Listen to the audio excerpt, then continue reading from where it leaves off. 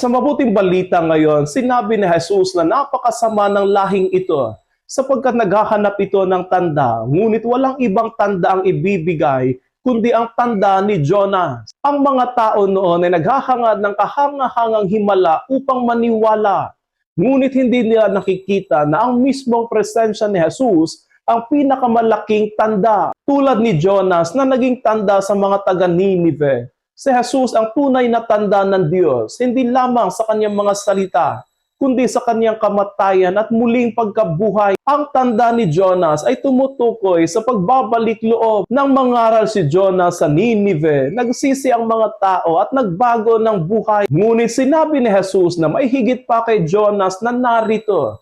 At marami pa rin ang hindi naniwala. Ipinapakita nito na ang problema ay hindi kakulangan ng tanda, kundi kakulangan ng bukas na puso. Ang pananampalataya ay hindi bunga ng patuloy na paghahanap ng tanda, kundi ng mapagpakumbabang pagtanggap sa salita ng Diyos. Sa ating panahon ngayon, marami rin ang naghahanap sa atin ng tanda. Minsan, hindi tayo naniniwala hanggat hindi tayo nakakakita ng tanda at himala. Ngunit ang mabuting balita ay paalala sa atin na ang pinakamalaking tanda ay ibinigay na sa atin.